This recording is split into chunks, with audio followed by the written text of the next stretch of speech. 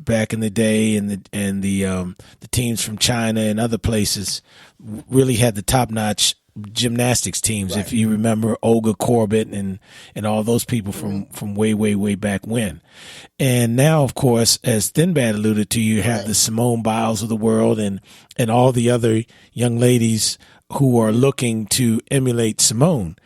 But again, when you're looking at the future that she has, and it looks like she's going to have a tremendous future, if she stays with her regimen and stays healthy and so forth, which is a challenge for all athletes.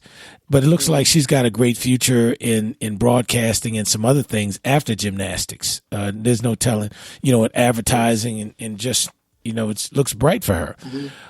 And again, parents look at that kind of stuff, as we all know. They look at, okay, little Susie is really good at tumbling. Maybe she can, she can get into this gymnastics league here on the West Side and then matriculate into something bigger and better, and eventually be in the situation where she can try out for the Olympics team, which is a big deal. Well, that's a huge deal. Go ahead.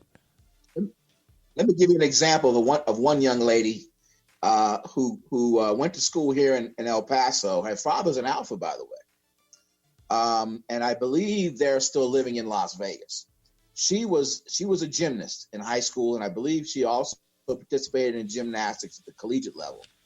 She is now a stunt double in Hollywood. Okay. Because gymnastics involves a lot of tumbling, exactly, and jumping, and she's taken those core skills, and now she's in Hollywood as a stunt double. Sure.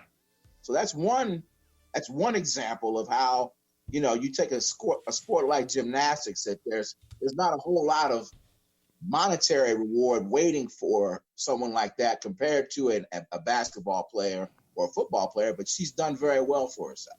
Sure. But, you think about, where are the Kathy Rigbys and the Mary Lou Rettons in the world? Right. I mean, where are they? Well, sometimes they'll show up on a reality TV show or Dancing with the Stars, but there's really not much waiting for an athlete in a sport that is at a lower tier financially. Right, and the irony though is that when that athlete, particularly a gymnast, when their face starts getting shown around the world for that, I guess we'll call it that 20 minutes of fame, where you're on the Olympics every day. They're talking about you at the sports bar every day. You've got your face on the Wheaties box, all that type of good stuff that comes to those athletes. Right. But again, let's look at some of the hell that they have gone through. For example, the whole USA gymnastics abuse thing, which was just a total travesty. You had over 368 athletes. Most of them were minors. Who were allegedly abused. And the very, very sad thing with this whole thing, Ryan and Thinbad, was that the team doctor, Dr. Larry Nassan, he's been now named in hundreds of lawsuits as being the culprit in perpetrating these assaults against these high school age athletes.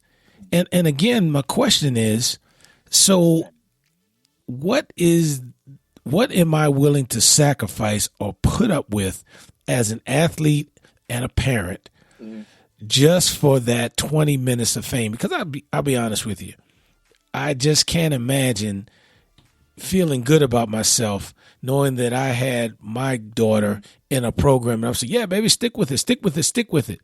And the whole time when I'm dropping her off for practice, some moron is trying to cop a feel. So again, look at that. Are we now? Not are we pushing them too hard? We're pushing them into a situation that has ruined their lives. 368 people that we're aware of that are willing to come forward have been ruined. That have come forward, right? For that 5 minutes of fame. So again, I ask, are the programs and the expectations pushing these athletes too hard? Absolutely. When you're putting your kids in harm's way like that, it's atrocious. And some of that responsibility falls on the parent. There's got to be some oversight. parents need to get involved, and they need to get to know these coaches and do their own due diligence. And it's tragic that, I mean, this is just one case. You said 300 plus. I mean, we're not talking about, high school wrestling or baseball or, tennis. It's, these are just the cases that we're aware of. I mean, that's right. I'm sure there's other bad stuff going on. It just hasn't made the headlines. But it just falls on the parents. I mean, if I don't have a daughter, but if I had a daughter, I mean, I would really have to get to know these coaches and say, look, just so we know what happened in Michigan. I'm just kind of putting you on notice. Sure. If hey, you're gonna catch these hands if something happens to my little daughter. You know what I mean? Exactly. And then so we look at that in gymnastics, and then we move over into basketball.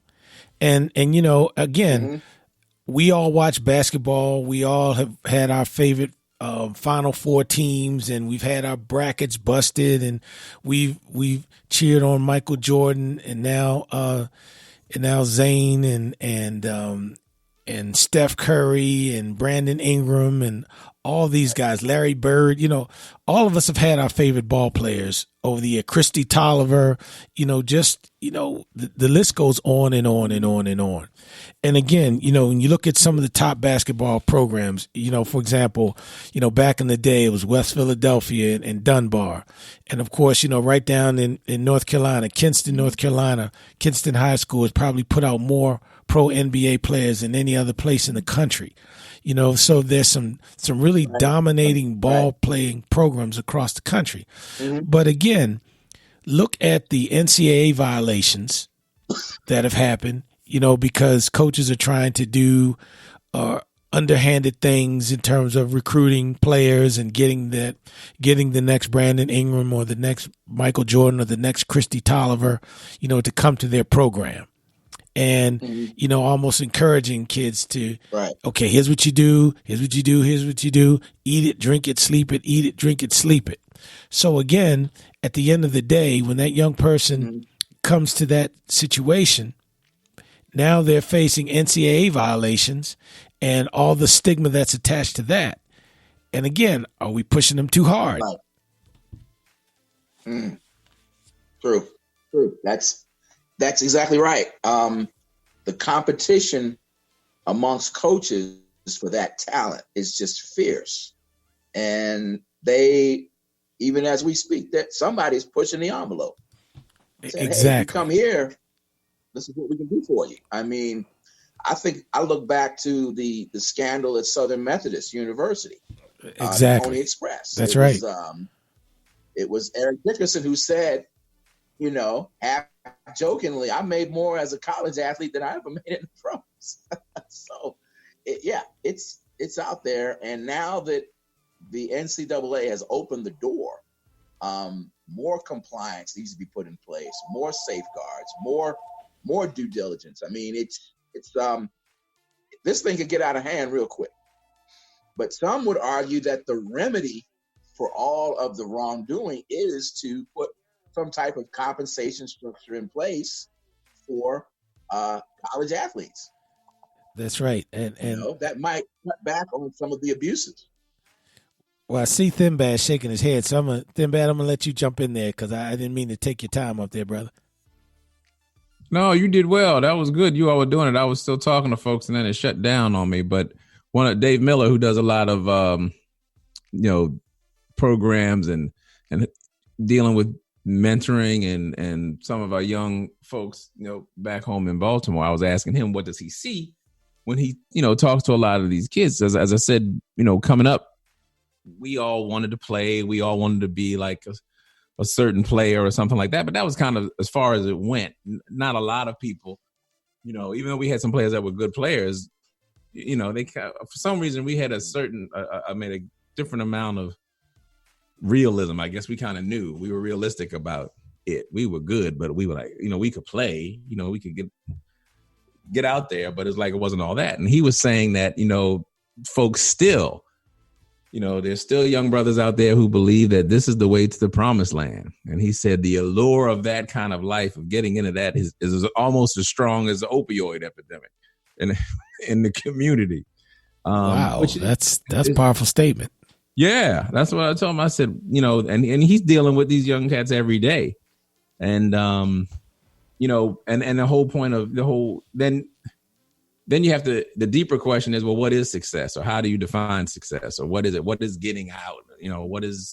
Does it have to be that way, or does it, and I don't know, those are, far deeper than what we're talking about today, but, we're all thinking kind of similarly, like, where does this end? Where does this go?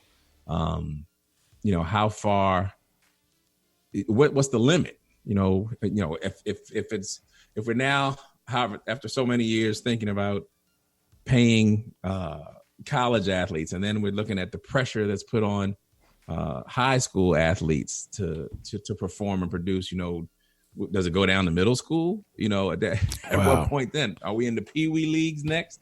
I mean, what are we doing? You got babies running wind sprints in the hospital before they get home. I mean, well, it's interesting you say that, because we got another comment from Gina, and Gina says sometimes the parents are the ones pushing their kids. They don't care about the odds. Right. Right. Yeah, because they're looking for a ticket. They want their ticket out. I had this kid, I raised you, I give you everything. I buy you these $200-$300 tennis shoes, and you better go out there and do this so I can retire early, and that's pressure too. And then that will turn a kid off, in a big way. I remember we talked to my eldest daughter. She played tennis and she was pretty good.